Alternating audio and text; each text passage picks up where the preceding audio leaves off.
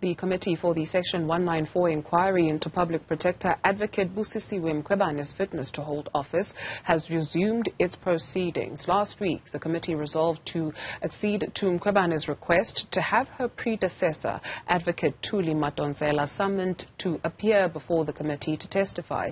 Today, the committee is hearing testimony from the first witness to testify this year. That's Caroline Zulu-Sokoni, who's Zambia's public protector. Athi Mtongana has the detail. You would have known that at the beginning we started, our very first witness as a committee was Mr. Ibrahim, who provided expertise in this regard. So there is kind of a comparative analysis being pursued here that she's called in by the legal team of the public protector to share experiences of other countries in relation to what we're dealing with. Now, it's interesting that before the first sitting of this committee, in terms of, the physical sitting, you had a meeting prior to that where you were discussing logistics around how to presume or to continue your work in 2023. Talk to us about that witness list that the public protector has submitted before the committee and what the decisions have been. This is, of course, in relation to them wanting, for example, the former public protector Thuli Madonsela, the acting public protector Galega, the Minister of Public Enterprises Pravin Gordhan, and the likes. Talk to us about those discussions in the last sitting.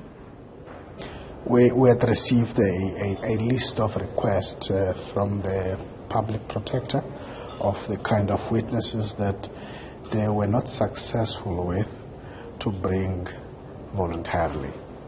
That they needed the committee in terms of our directives to assist them with issuing of subpoenas, and that's a list you've just ran through. It's a power of the committee to then decide whether we summons anybody or not. And the process that we follow, as indicated before, it's quite an involved and rigorous process. Certain critical steps have got to be met, and they would have gone through a particular process.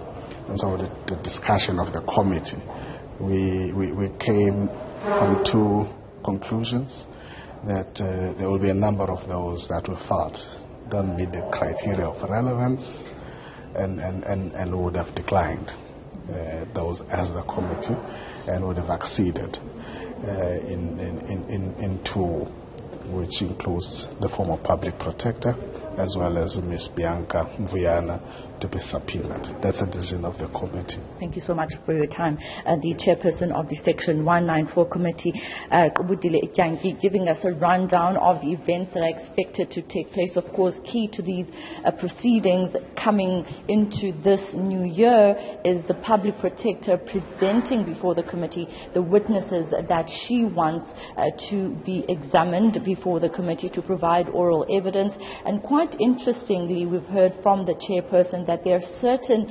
particular witnesses that the public protector had requested by the likes of Minister Pravin Gordhan, the acting public protector Galega, who's also one of the witnesses that she wanted to call before the inquiry, including DAMP Natasha Mazone, and the committee then subsequently deciding that those witnesses in particular do not meet the criteria.